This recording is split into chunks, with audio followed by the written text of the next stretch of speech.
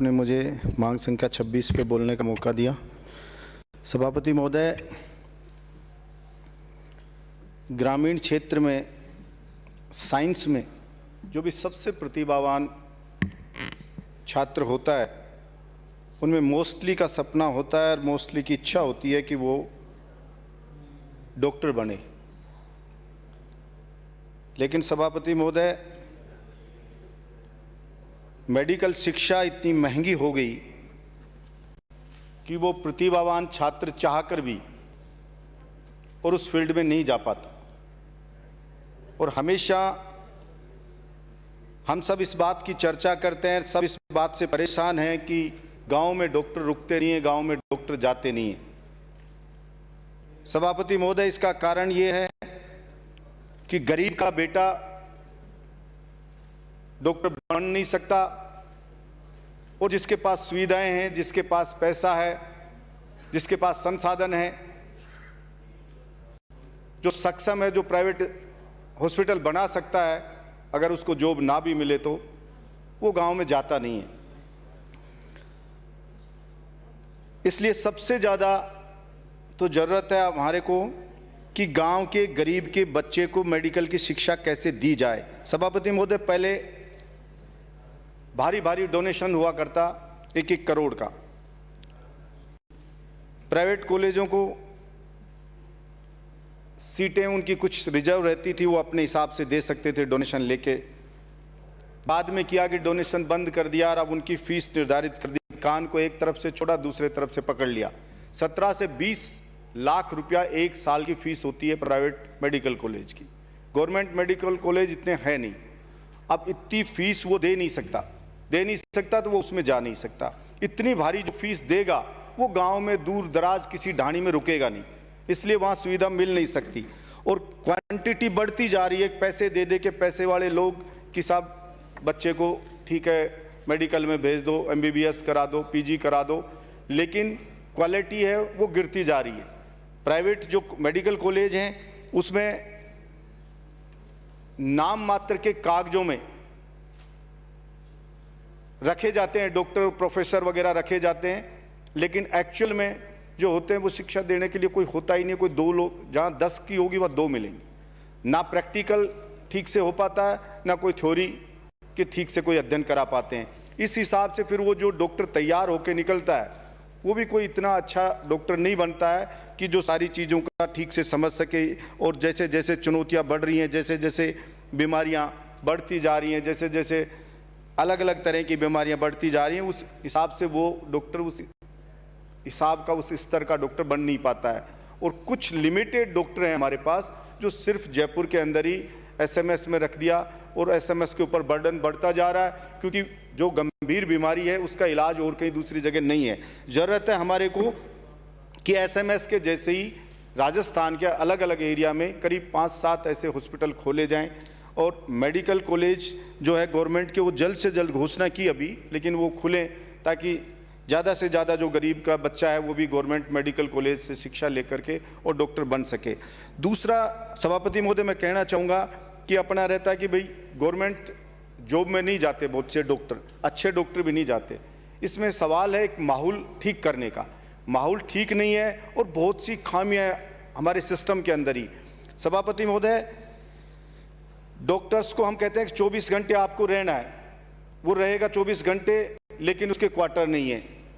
शिशु प्रसूता रोग विशेषज्ञ है जो, उसको कहें नाइट में आपको रहना है, लेकिन हॉस्पिटल में उसको क्वार्टर नहीं मिलेगा।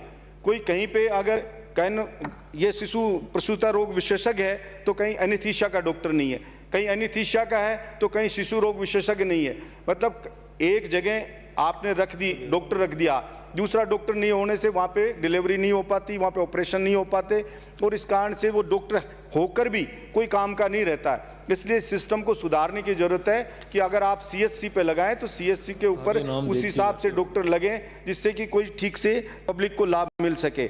और दूसरा मैं कहना चाहता हूँ सभापति महोदय आपके माध्यम से कि ये जो डॉक्टर के अलावा नर्सिंग और पैरा जो ये मेडिकल स्टाफ है, उन सब के भी क्वार्टर अगर वहाँ पे हों, CSC के ऊपर हों, तो मेरे ख्याल में इससे ज़्यादा लाभ मिलेगा। इसके साथ ही सभापति महोदय मैं बताना चाहता हूं आपके माध्यम से कि मेरे बहरोड के अंदर जिला हॉस्पिटल की बहुत पुरानी मांग चली आ रही है। छोटे छोटे डिस्ट्रिक्ट में 2-2 जिला अस्पताल हैं।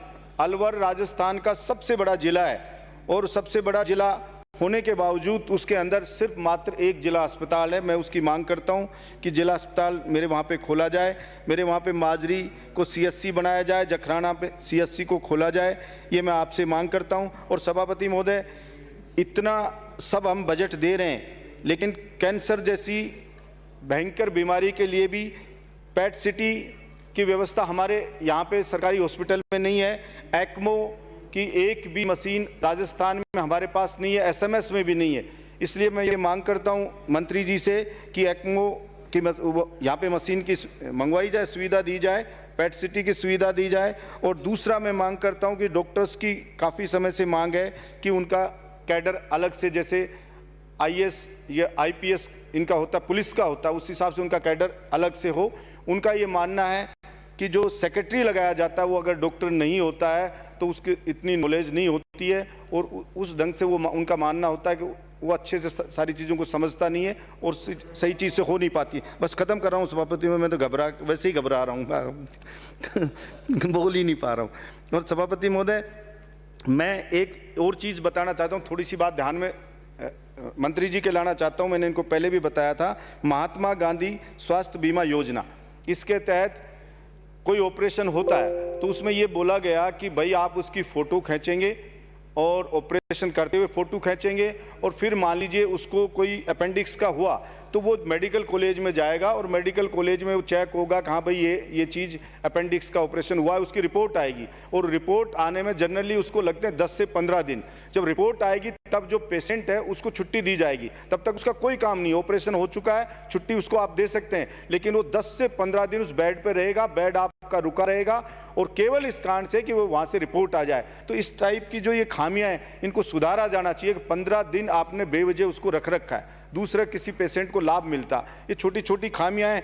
बहुत सी जगह कह दिया कि इसकी वीडियो रिकॉर्डिंग करें, वीडियो रिकॉर्डिंग कैमरे हैं ही नहीं, कहाँ से वीडियो रिकॉर्डिंग करें, फिर उसको टाला जाता है और उस डॉक्टर भी उसको टरकाता रहता है और उस गरीब को बेचारे को।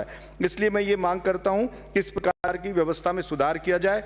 और दूसरा मैं कहना चाहूँगा हमारे हेल्थ मिनिस्टर साहब से कि देखिए सबसे ज़्यादा जरूरत है, सबसे ज़्यादा अगर वास्तव में आप इस चिकित्सा की सेवाओं को गांव तक पहुंचाना चाहते हैं, बजट खूब देते हो आप, खूब दिया है, इसमें मैं कोई वो नहीं कहता, आपकी तारीफ करता हूं, खूब दिया है, लेकिन रियल में अगर अपन इस चीज़ को ठीक करना चाहते हैं तो जो गांव में गरीब का बच्चा है उसको इस फील्ड में लेके आना पड़ेगा और उसको मोटिवेट करना पड़ेगा।